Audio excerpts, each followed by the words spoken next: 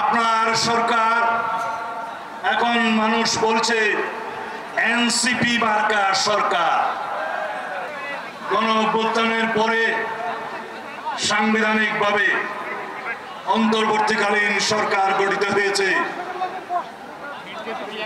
কিন্তু মনে করবেন না রোজ কিয়ামত পর্যন্ত আপনাদেরকে আমরা এই জায়গায় দেখতে চাইব। আপনার সরকার এখন মানুষ বলছে এনসিপি মার্কা সরকার। আপনার সরকারে এনসিপির 2 জন প্রতিনিধি বিদ্যমান, তারা উপদেষ্টা, তারা আবার এনসিপি সংগঠন করে, অফিসিয়ালি করে না, কিন্তু সবাই সবকিছু জানে, ওপেন সিক্রেট। যদি আপনি নিরপেক্ষতা বজায় রাখতে চান তাহলে সেই এনসিপি মার্কা 2 জনকে পদত্যাগ করতে বলুন। যদি পদত্যাগ না করে আপনি বিদায় করুন।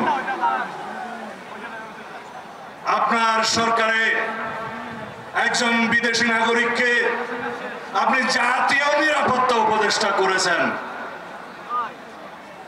আপনার কি সেই আক্কেল জ্ঞান নাই?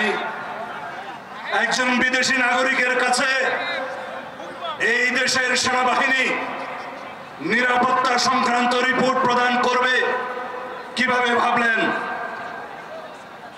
তিনি রোহিঙ্গা করিডোরের নামে, মানবিক করিডোরের নামে বাংলাদেশকে যুদ্ধক্ষেত্রে পরিণত করতে চায়।